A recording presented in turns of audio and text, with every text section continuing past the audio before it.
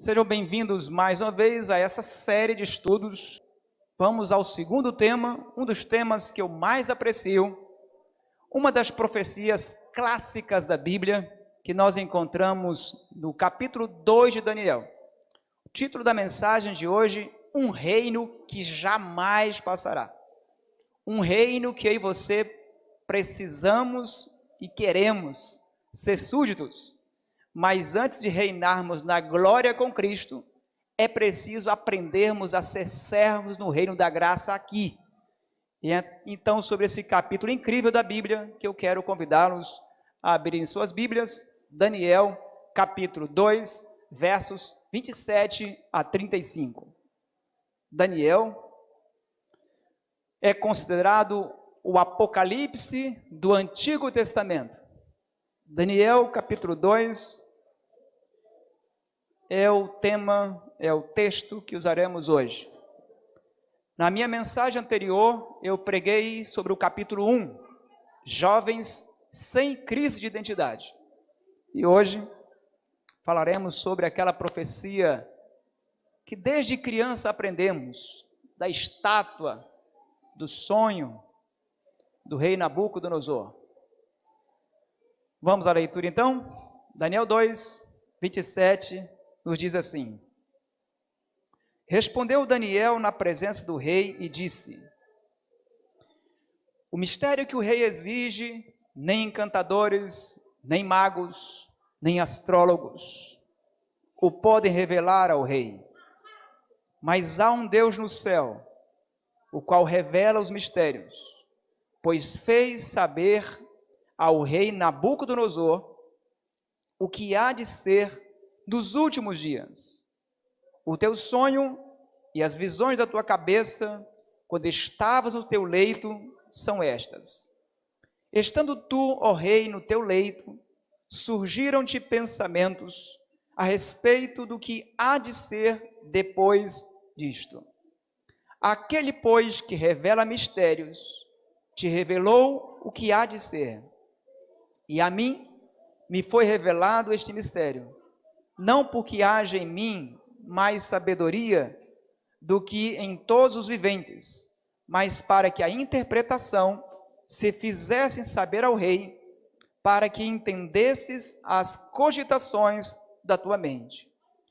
Tu, ó rei, estavas vendo, e eis aqui uma grande estátua, esta que era intensa e de extraordinário esplendor, estava em pé diante de ti, e a sua aparência era terrível.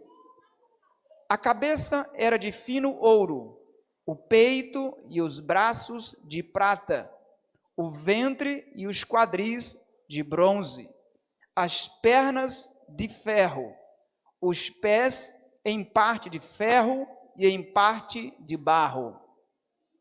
Quando estavas olhando, uma pedra foi cortada sem auxílio de mãos, feriu a estátua nos pés de ferro e de barro, e os esmiuçou. Então, foi juntamente esmiuçado o ferro, o barro, o bronze, a prata e o ouro, os quais se fizeram como uma palha das eiras no estio, e o vento os levou, e deles não se viram mais vestígios, mas a pedra que feriu a estátua se tornou em grande montanha que encheu toda a terra. Daniel capítulo 2, com esta visão, consegue em 49 versículos fazer um resumo de toda a história que antecede agora a volta de Jesus, desde os dias de Daniel até o dia da volta de Jesus. É incrível o poder de síntese que Deus consegue colocar nessa metáfora de uma estátua. 49 versículos carregado de muitos conceitos, de revelações extremamente importantes para o nosso dia. Claro que todos os livros da Bíblia são inspirados por Deus e são importantes. Mas existem dois livros que nós, como adventistas do sétimo dia, deveríamos pesquisar com maior atenção. No Antigo Testamento, Daniel. No Novo Testamento, Apocalipse. Os dois trabalham em íntima relação. Não dá para você compreender um sem estudar o outro. E são os livros que a igreja, nesses últimos dias, mais deveria estudar. Mas talvez tenham sido os livros mais negligenciados. Talvez essa seja a razão porque existem ainda crentes tão distraídos na sua vida espiritual. Talvez seja a necessidade de falarmos mais sobre a volta de Jesus, que tem surgido cada vez mais crentes materialistas, ocupados com tantas tarefas e que têm negligenciado o tempo mínimo de orar e consagrar a sua casa e seu coração a Deus. A promessa da volta de Jesus, ela lembra para o ser humano que tudo o que temos agora é apenas um momento e que já se foi, e já está se passando. A profecia de Daniel, capítulo 2, acreditamos que foi dada no ano 602 a.C., tomando por base Daniel 2, verso 1. Acreditamos que é uma profecia revelada por Deus a nós há mais de 2.600 anos. Daniel 2 ele é chamado por muitos estudiosos como sendo o ABC das profecias. É uma profecia que todo adventista precisa explicar, nem que seja por alto, porque o ABC é a parte elementar das profecias. No capítulo 7, nós vemos essa mesma profecia ampliada. É como se você pegasse um zoom e você ampliasse a visão do capítulo 2.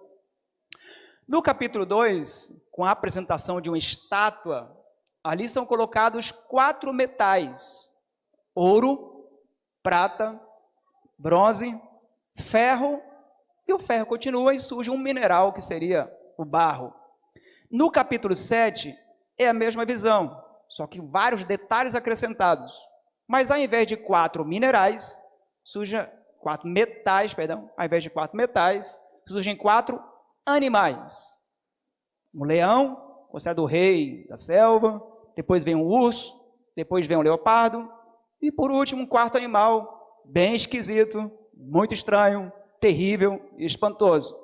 Essa é a diferença de um capítulo para o outro, mas quando você observa, é a mesma profecia que está sendo ampliada. E nós entendemos que lá no Apocalipse, o mesmo anjo que revelou a Daniel continua a visão com o apóstolo amado João.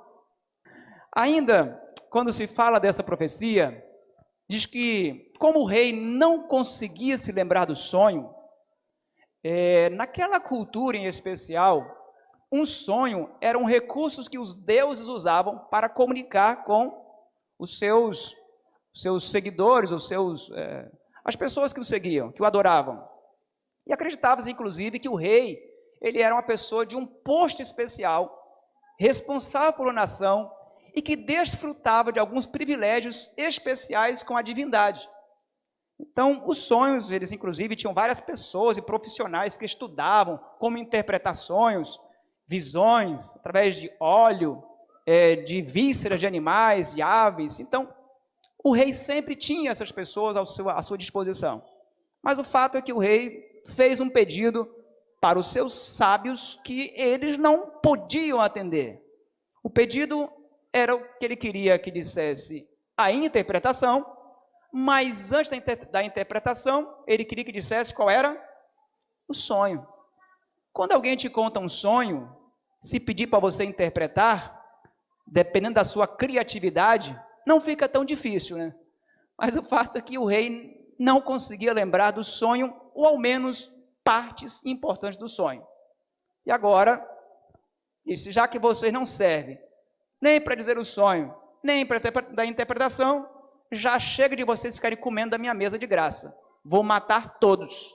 Os sábios só foram poupados da morte porque Daniel, Deus é claro, mas Daniel intercedeu por eles. No verso 24, por isso eles acabaram não sendo mortos.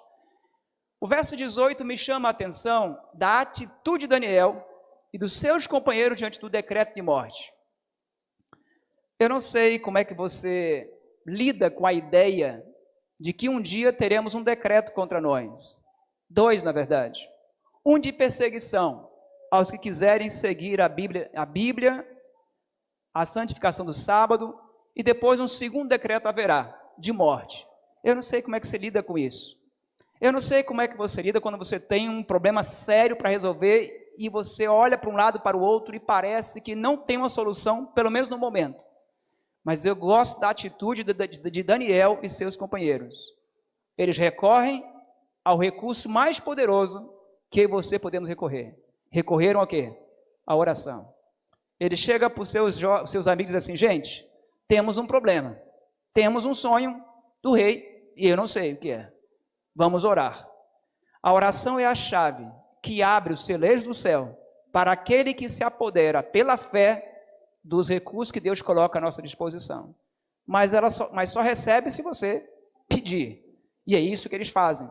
Aquilo que, no verso 27, Daniel chega para o rei e diz o seguinte: olha, a missão que o senhor está dando para a gente, ela é impossível. Eu imagino que no momento o rei diz assim: puxa, mais um, fez eu perder tempo. Ele disse: mas existe um Deus no céu que resolve essa questão. Sempre que algo é impossível para a gente, é exatamente neste ponto que começa uma nova experiência. Começa as possibilidades para Deus. Às vezes Deus não resolve algumas coisas na minha vida e na sua, porque você fica querendo bancar o Deus da sua vida. Claro, isso não minimiza a importância dos seus esforços, dos meus esforços, temos que esforçar mesmo. Mas sempre há um ponto que a gente tem que reconhecer a nossa grande limitação. Dizer: Senhor, daqui eu preciso do teu socorro. No verso 28, Daniel mostra para o Nabucodonosor, o rei Nabucodonosor, o grande diferencial do Deus que nós servimos. Crer que Deus existe, isso é interessante, mas não é suficiente. A fé de Daniel não era que existia um Deus no céu. A fé de Daniel não era que existia um Deus que criou apenas o mundo. Porque esse tipo de crença, muitos pagãos também têm. Existe um Deus que criou a terra e foi embora, abandonou as leis da natureza. Existe um Deus, mas que não se mete com as questões humanas. Mas o que eu acho bonito quando Daniel fala de Deus é que Deus, ele diz assim: olha, há um Deus no céu que ele interage com os seres humanos. Os magos disseram, no versículo 11, que aquele mistério que o rei pedia, só os deuses poderiam resolver, mas que os deuses não se comunicavam com os homens. Daniel disse: não, o meu Deus não. O meu Deus resolve isso tudo, e ele é um Deus pessoal. É um Deus que eu falo, é um Deus que eu converso, é um Deus pessoa para mim. A visão que eu tenho de Deus pode definir muito a obediência e a relação que eu tenho com Ele. Qual é a visão que você tem de Deus? De que adianta ser o Deus de Abraão, de Isaac e Jacó, se não for o meu Deus, se não for o seu Deus? De que adianta você admitir que existe um Deus no céu, mas você não acredita que é um Deus na sua casa? De que adianta a gente ter um Deus que a Bíblia fala de tantos milagres, mas se você não experimenta na sua casa um milagre? De que adianta falar de um Deus que transformou tantas vidas, mas você não acha que é capaz de transformar a sua vida, o seu casamento? Um Deus que fez tantas curas, mas você não crê que Ele é capaz de curar você.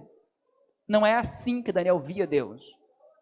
Daniel via Deus como Deus pessoalmente envolvido nos interesses da terra.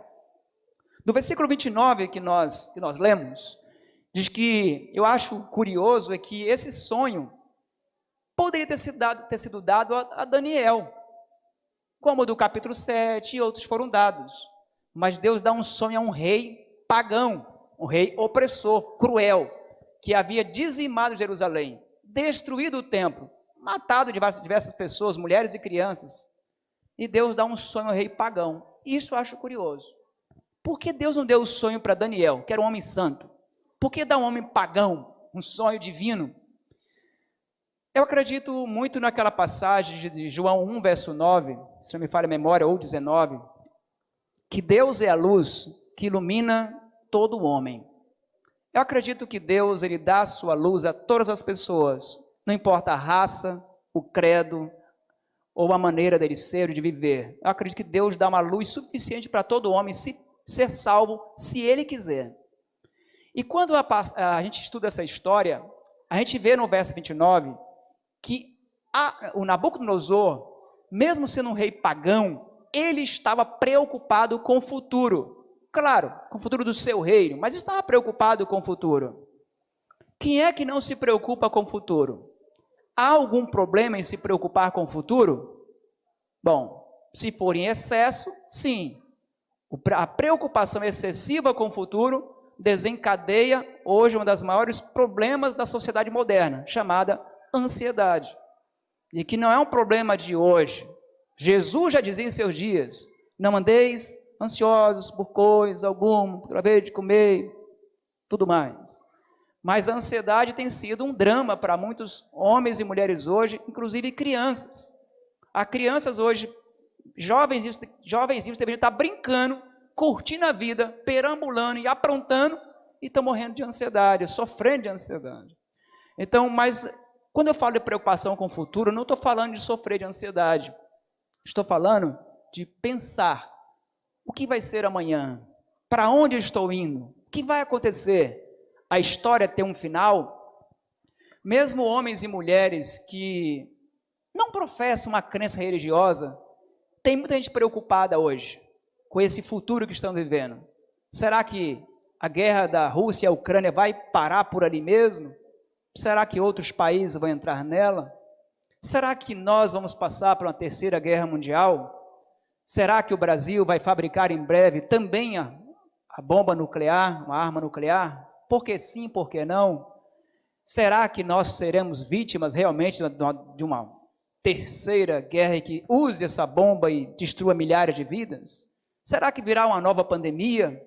Será que o Brasil será invadido e tomado suas terras férteis e as suas águas potáveis? Não sei, são tantas incertezas. Teremos comida para continuar alimentando tanta gente no mundo?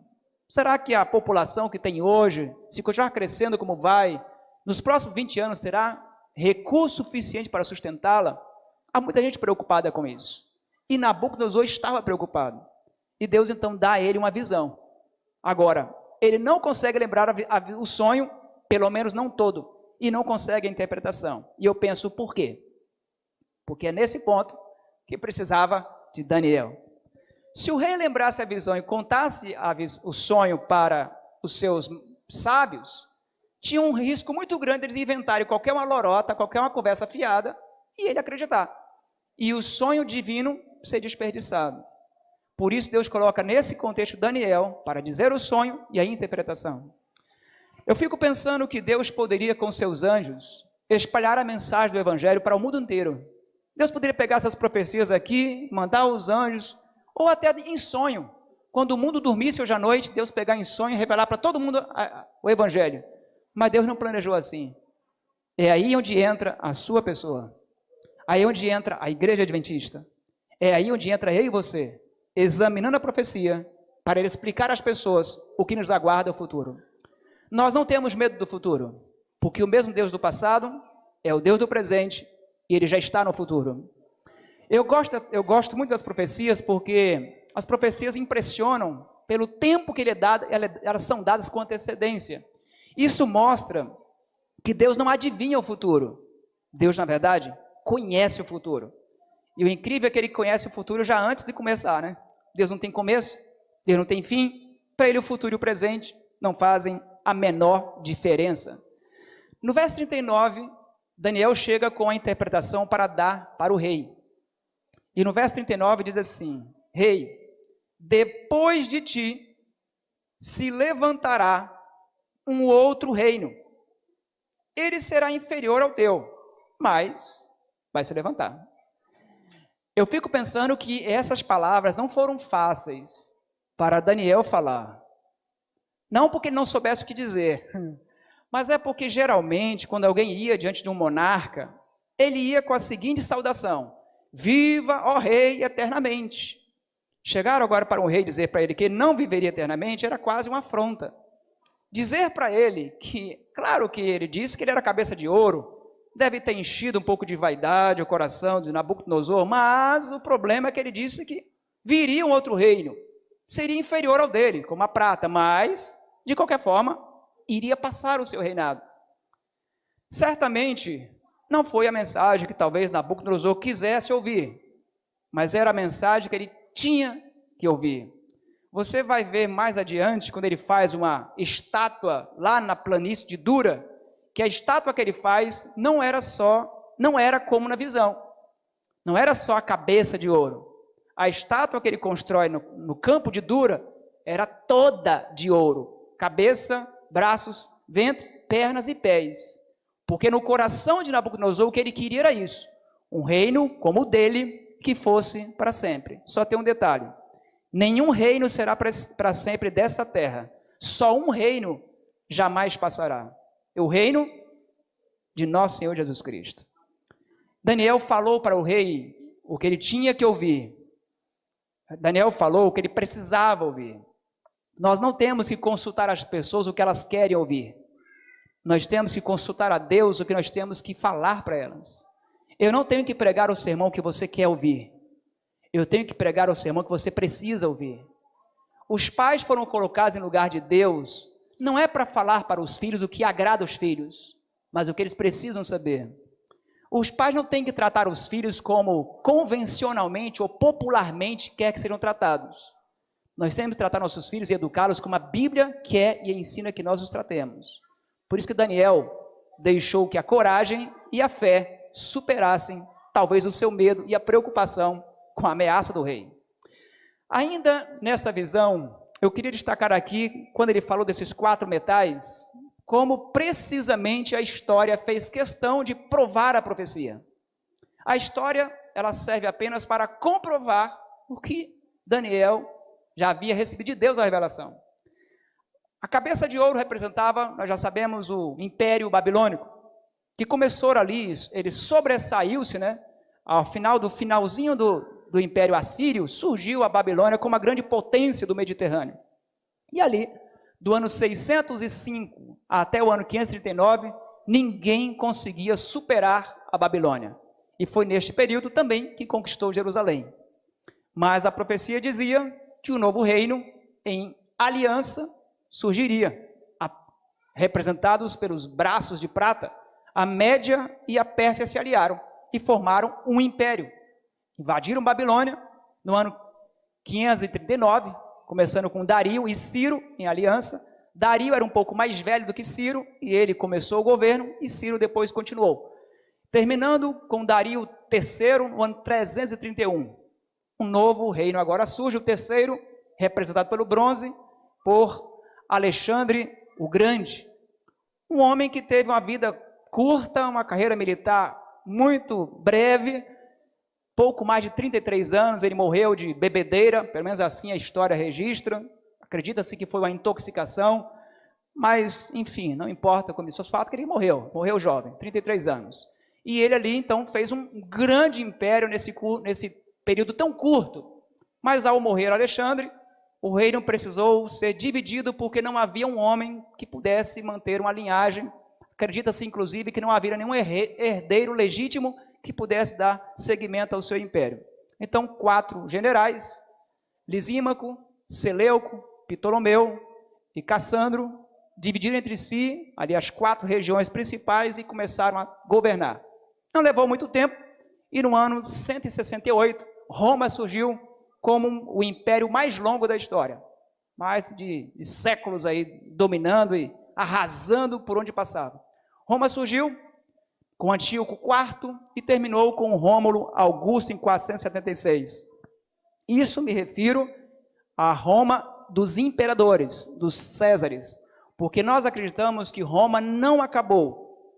Roma apenas mudou de fase, porque nós cremos que a partir de 476, com o último imperador deposto, uma nova Roma surge, mas agora com a face diferente, que chamamos de Roma o quê?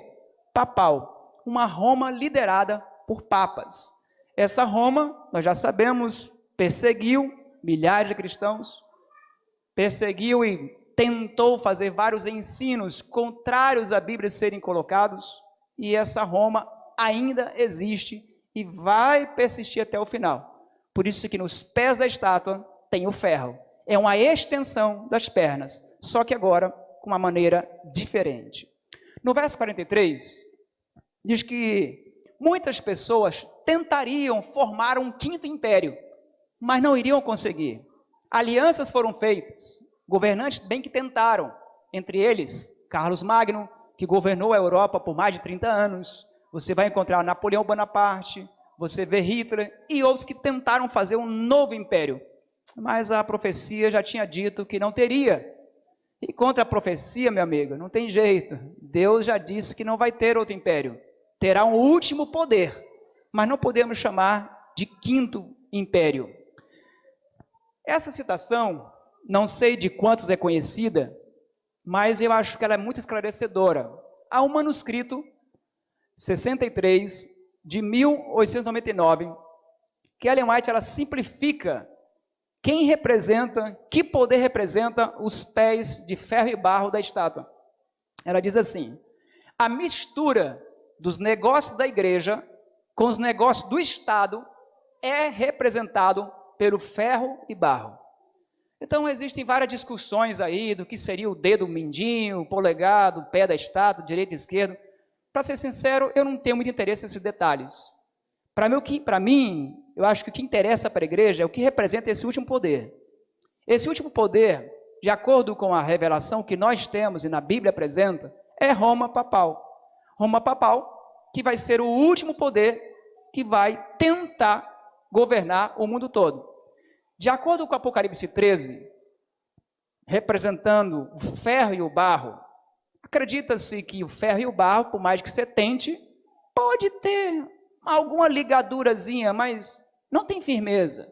Ferro é ferro, barro é barro, nunca vão se ligar completamente. E acredita-se que essa ligação entre Estado e igreja vai ser uma ligação meio de fachada, de interesses diversos, mas nunca vão conseguir se aliar plenamente. Mas Apocalipse 13 prevê que um poder surgiria do mar, que é Roma pagã, depois surgiria um outro poder pagão e papal, depois surgiria um outro poder da terra, representado por uma nação, que nós queremos ser os Estados Unidos da América. Muitas nações, como China, Rússia, entre outras, podem até tentar disputar o comando do mundo, podem tentar disputar, e podem talvez até momentaneamente alcançar essa supremacia mundial, mas o último poder que vai ser interrompido com a volta de Cristo não será com a China dominando o mundo, não será com a Rússia dominando o mundo, será com dois poderes, um representando o Estado e um representando a igreja. Qual vai ser o poder de acordo com o Apocalipse e também o livro Eventos Finais, página 224, qual vai ser o poder que vai representar o Estado? Estados Unidos da América, está escrito, irmãos. E qual vai ser o poder que vai representar a igreja nos últimos dias? A igreja de Roma, Roma papal, que ainda está viva. O que nós sabemos é que vai ser criado um selo, vai ser tentado impor um selo. Cremos que o sábado é o selo de Deus, é a marca de Deus. E aí vale você dar uma avaliada, como é que está hoje o selo de Deus na sua vida? Você é só um sabatista que fica à toa 24 horas, ou você é alguém que separa o sábado para fazer uma reavaliação da sua vida espiritual? Você tem aproveitado o sábado realmente para crescer espiritualmente? Ou você só está dormindo sábado e desperdiçando essa oportunidade incrível de salvar a sua alma e sua casa? Como é que tem sido a santificação do sábado, à tarde inclusive? Porque o sábado começou ontem no pôr do sol, o sábado não começou 9 da manhã e termina meio-dia. Não, sábado são 24 horas, que Deus te consagrou para Ele, te consagrar ao serviço dEle e para o reino dEle. E nós sabemos que hoje o fato de eu estar guardando o sábado não quer dizer que eu já estou selado por Deus. Assim como alguém que já guarda o domingo hoje não está marcado pela besta. Mas, daqui a alguns anos, uma aliança será feita. O Vaticano e a Casa Branca farão uma aliança com um decreto, obrigando a santificação do domingo em lugar do sábado. Esse decreto vai ser passado na Assembleia, lá na América, ali vai ser aprovado, os que estão ali alguns vão entender o que está acontecendo, mas a grande parte nem vai entender e vai votar. O decreto de santificação do domingo em lugar do sábado virá também para o Brasil, e outros países seguirão os Estados Unidos da América.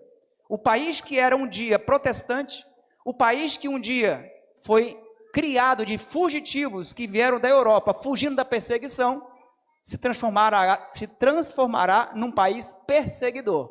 E nós sabemos que 2 decretos serão emitidos. Primeiro, um de perseguição, tirando ao máximo o poder de trabalhar, de ter economia, de ter como comprar, como vender. Primeiro decreto. Quando esse decreto acontecer, para nós adventistas será um sinal para sairmos das grandes cidades e morarmos onde? Nas pequenas cidades e povoados. Mas não vai parar por aí. Dias depois virá um outro decreto, só que esse não vai ser de perseguição apenas, vai ser de prisão e morte. Um dia será marcado para aniquilar, para destruir aqueles que não quiserem se submeter ao decreto assinado por Roma e pelo Vaticano. Porque o mundo vai estar sendo convulsionado por muitas crises. A Bíblia ensina que o mundo vai estar experimentando crises diversas, crise de economia, crise de saúde, crises familiares. O mundo vai estar assim desgovernado, porque Deus vai soltar os 4 ventos da destruição. Os anjos não vão conter. E vão ter várias catástrofes, tragédias nos mares, na terra, econômicas, diversas vão acontecer, que nós chamamos de 7 últimas pragas. Como uma medida para tentar conter essas pragas, como uma medida para tentar conter esses desastres aparentemente naturais, será tomada a medida então de decretar a santificação obrigatória do domingo. Agora vai ser decretado com ameaça de prisão e morte. Por isso, vai restar para nós, o servo de Deus, uma opção. Obedece a Deus, corre o risco de morrer. Não obedece a Deus e segue com a marca da besta, seguindo o poder dessa terra. Eu espero que nós possamos hoje viver como súdito do reino de Cristo, como servo do reino de Deus, porque nós sabemos que isso vai passar, tudo vai passar, mesmo Roma vai passar, os decretos também vão passar. No verso 44 diz que quando essa opressão contra o povo de Deus estiver muito forte, um outro reino vai surgir no cenário. O reino, agora sim, o reino do Senhor Jesus Cristo, e esse reino jamais será destruído, e ele vai aniquilar, e vai consumir para sempre todos os reinos anteriores. Assim como aquela pedra foi tirada, sem auxílio de mãos, foi lançado na estátua, destruiu ouro, prata, bronze, ferro e barro, assim também irá acontecer nesses dias.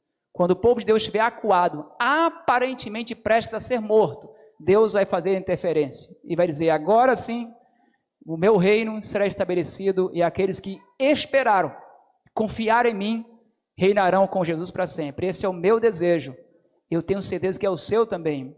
A pedra que é colocada na profecia, ela é sempre usada como referência para o reino de Cristo. Você encontra essa referência em Efésios, 1 Coríntios, entre outras. Foi a pedra que deu água para o povo no deserto. Essa mesma pedra também vai estabelecer o seu reino. Eu quero terminar com a profecia de Daniel 2, ela revela que muito em breve Jesus voltará. Porque na profecia não tem mais metais, não tem mais reinos, acabou, é os pés da estátua. Eu fico pensando que se nós estamos nos pés da estátua, acho que já estamos ali na ponta do dedão, deve estar muito no limite mesmo. A mão de Deus, nós cremos que embora as pessoas façam suas manobras, suas maracutaias, embora as pessoas façam seus conchavos na ideia de estabelecer um poder, mas nós cremos que existe uma mão invisível, soberana, que estabelece ou retira governos de acordo com a vontade dele. Deus ele permite que algum governante surja, ou algum império surja, para cumprir um propósito dele. E quando uma nação ou um governante não faz o que Deus tinha plano de fazer através dele, Deus o retira do cenário. Assim ele fez com Babilônia, assim fez com a Medopérsia, com a Grécia, com Roma, e fará com qualquer pessoa que não se submeter ao comando de Deus. Há um Deus que ainda controla e vai continuar controlando a história. Eu poderia resumir essa mensagem em 3 palavras. Primeira palavra, Deus. Há um Deus que está vendo tudo. E há um Deus que fala comigo e com você. há um Deus de infinita bondade e misericórdia que tem pacientemente esperado por mim e por você. Segunda palavra, momento. Momento é tudo que nós temos. É uma pena que às vezes não paramos para avaliar a importância de cada momento que vivemos. Alguns um pouco mais, outros um pouco menos. Seja Babilônia, Média Pérsia, Grécia ou Roma, todos tiveram o seu momento. Mas o fato é que cada momento que nós temos, breves ou mais longos, todos passarão. E por último, última palavra, eternidade.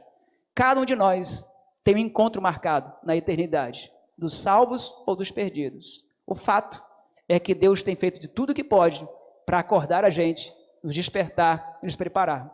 Porque nós cremos que muito em breve nós vamos reinar com Ele. Esse é o texto que eu quero deixar de reflexão final. 2 Timóteo 2,12. Se perseverarmos, também com Ele reinaremos. Mas se nós, de alguma forma, o negarmos, Ele, por sua vez, nos negará. Perseverança talvez seja uma das virtudes mais importantes da vida cristã. Talvez tenha sido por isso que Jesus disse: aquele que perseverar até o fim, esse será salvo. Eu quero animar você em nome de Jesus. Busque, em primeiro lugar, o reino de Deus e a sua justiça, porque esse é o único reino que jamais passará. Quantas horas você gastou nessa semana para se preparar para ser um bom profissional neste reino dessa terra, que está passando e que vai passar? Quantas horas você gastou preparando sua casa, seu casamento para o reino eterno? Quanto de esforço você tem feito para ser um melhor cidadão do reino deste mundo? E quanto de esforço você tem empreendido para ser um cidadão do reino celestial? Quando você chega com a história que você não encontrou tempo para orar, que você não encontrou tempo para estudar a Bíblia, a lição não deu tempo, sabe? Que você está tão cansado para tirar uma hora para falar de Jesus para alguém, é porque o seu coração não está no reino eterno. Quando você diz que não tem tempo para lutar e tentar salvar sua família, seu casamento, seus filhos, é porque seu coração ainda não tem o reino de Deus de maneira soberana. Eu quero que você, em nome de Jesus, juntamente comigo, diga: Senhor, me ajude. Eu quero fazer do reino do céu uma eternidade, uma realidade desde já no meu coração hoje. Porque se Jesus ele reinar soberano hoje em meu coração, um dia reinaremos com Ele por toda a eternidade. Essa é a nossa grande esperança. Esse é o Rei, que seremos servos livres em eterna felicidade. Que nós possamos viver o reino da graça hoje cada dia, para que um dia possamos viver o reino da glória com Ele para sempre. Vamos orar? Nosso Deus e amado Pai, obrigado porque a Tua palavra, porque o Senhor não adivinha o futuro, o Senhor revela para nós o futuro, para que possamos no presente nos santificar, nos preparar para o grande dia do início do eterno reino do Senhor Jesus Cristo. Que possamos olhar para o retrovisor do passado para ver como o Senhor tem guiado até aqui a história, como o Senhor tem cuidado da gente, como o Senhor tem dirigido a história da humanidade ao levantarem e caírem impérios, a subirem governantes e serem depostos. Nós podemos e nós cremos que há uma mão invisível guiando os nossos passos. Que o Senhor continue com a Tua mão sobre nossas vidas, nossas casas. Nos ajude a colocar o reino do céu em primeiro lugar cada dia em nossa vida. Que antes de sairmos para a correria do reino desta terra, que possamos colocar nossos filhos, nossa vida, nosso casamento primeiro na Tua presença. Ajuda-nos a sermos servos obedientes ao Senhor neste dia, nesta semana. Que a Tua igreja continue a orar cada dia, a estudar a palavra e a pregar a palavra, para preparar o mundo para o futuro e muito breve reino do Senhor Jesus Cristo. Muito obrigado, porque na oração temos a certeza da Tua presença, da Tua resposta. E nós te oramos e pedimos essas bênçãos no nome de Jesus. Amém. Que Deus continue nos abençoando sempre.